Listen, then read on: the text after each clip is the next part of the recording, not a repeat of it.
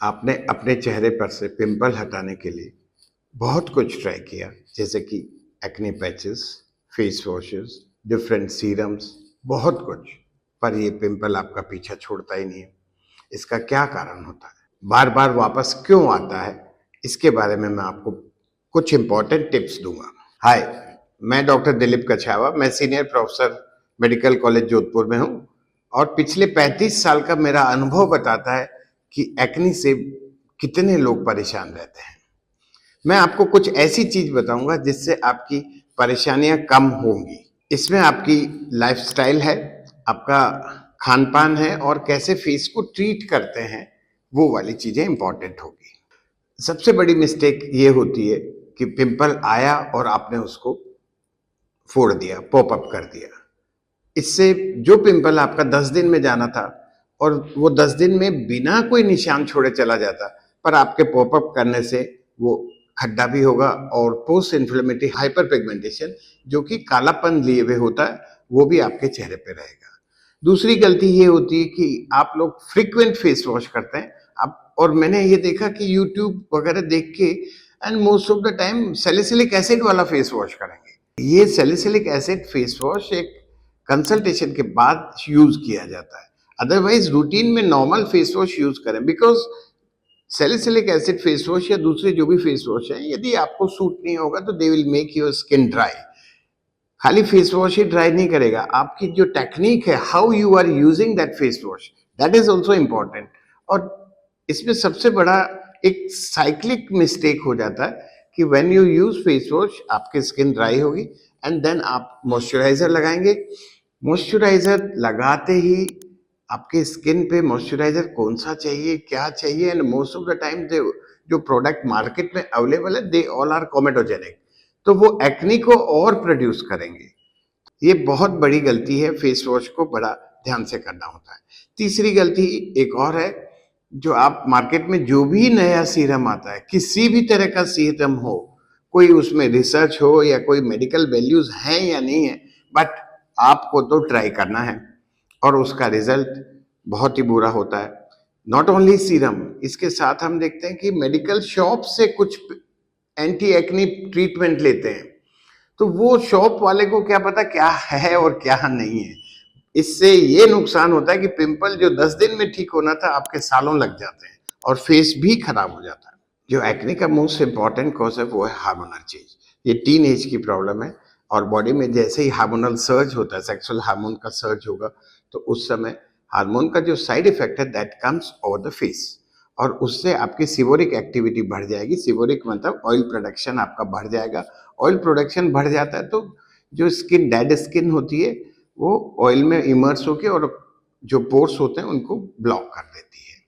तो basic is है hormonal problem, पर हार्मोन के साथ में कुछ और चीजें हैं जो आपको ध्यान देनी है, जैसे डाइट है। डाइट में दो role is still doubtable, but excess of carbohydrates, जो कि आपके शुगर, इसमें कोल्ड ड्रिंक्स और ये डेयरी प्रोडक्ट्स, इनमें ज़्यादा होता है, उसको आपको मिनिमम करना, बंद नहीं करना, but make it minimum. And दूसरा जो है फूड में, वो है फास्ट फूड, ऑयली फूड्स। तो ऑयली फूड्स को भी कम करना, because they all increases the oil production on the face. एक और रीजन है, जो अच्छी स्लीप यदि आप नहीं करते, प्लस स्ट्रेस, ये भी एक रीजन होता है कि आपके पिंपल उस समय बढ़ जाए। घर बैठे बैठे आप अपनी एक्ने से कैसे छुटकारा पाएं, इसके लिए सबसे अच्छा रहता है आपकी अच्छी routine, healthy life. That is, सुबह टाइम पे उठें, एक्सरसाइज करें, ताकि आपके स्वेट आए। स्वेट आएगा तो जो क्लॉग्स, जो भी आपके बंद पोर हैं, वो सब खुल जाएंगे।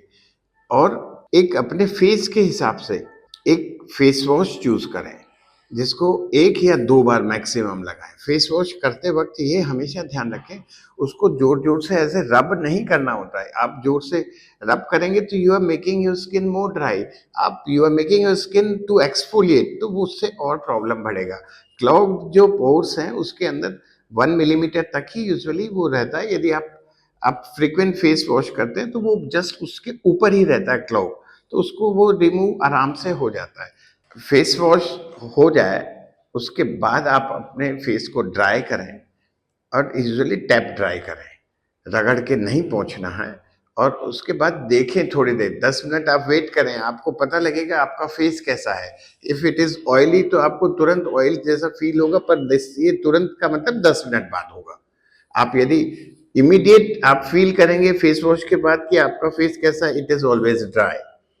इसलिए आप कोई मॉइस्चराइजर उस समय नहीं लगाएं, पहले आपको पता होना चाहिए कि कैसा मेरा फेस है। तो उसके लिए आप 10-15 मिनट, आधा घंटा तक वेट करें एंड सी क्या सीबम आता है, क्या कितना ऑयल आता है और कहाँ कहाँ आ रहा है और कितनी क्वांटिटी में। तो इससे आपको एक आइडिया हो जाएगा कि मेरा फेस कैसा है, कौन सा एरिया ऑयली है। Usually T shape of face है जो ऑयली होता है, रिमेनिंग ड्राई होता है। डिफरेंट काइंड ऑफ स्किन में डिफरेंट डिफरेंट एरियाज मोर ऑयल प्रोड्यूसिंग होता है। तो आपको अपना फेस को देखना है, जज करना है कि मेरा किस एरिया में ऑयल प्रोडक्शन ज्यादा है या कम है, और उसके अकॉर्डिंगली अपन को एक नॉन कोमेडोजेनिक क्रीम यूज करनी है। इसमें भी कुछ लोग सनस्क्रीन भी यूज करते हैं, पर मैं सनस्क्रीन के, यदि आप सनस्क्रीन यूज करना चाहते हैं आप करिए, पर it should be one non comedogenic. And एक और सबसे बड़ी गलती जो करते हैं कि सनस्क्रीन एक बार लगा लिया एंड यू फील लाइक कि हमारे सनस्क्रीन लगा हुआ है, जबकि सनस्क्रीन जो भी अपन टॉपिकल लगाते हैं उसका मैक्सिमम असर 3 घंटा होता है। उसके बाद आपको repeat application of sunscreen is needed. तो ये जरूर होना चाहिए। तो हर दिन में आप 12 घंटे माने तो 3 से 4 बार आपको सनस्क्रीन लगाना है। और यदि नहीं लगा, एक बार लगाने से नहीं चलेगा, या तो लगाएं और या नहीं लगाएं। नहीं लगाने का ये होगा कि आपका स्किन थोड़ा सा सन को फेस करने लायक हो जाएगा, और लगाएंगे तो थोड़ा सेंसिटिव होगा। बट एक चीज तो हमेशा ध्यान रखें, जब भी आप स्ट्रॉन्ग सनलाइट में जा रहे हैं तब तो यूज करना ही करना है, because otherwise it will cause you tanning. Okay, यदि आपकी एक्ने स्टार्टिंग है, बहुत छोटे छोटे पैप्यूल आ रहे हैं, तो उस केस में तो आप घर पे आप अपना देखभाल कर सकते हैं, जिससे एक्ने कम हो सकते हैं। पर यदि एक्ने का ग्रेड हायर है, पैप्यूल से वेजिकुलर, पस्चुलर और इवन नोडुलोसिस्टिक एक्ने है, तो ऐसे केस में आपको नियरेस्ट स्किन के डॉक्टर को दिखा के कंसल्ट करना चाहिए।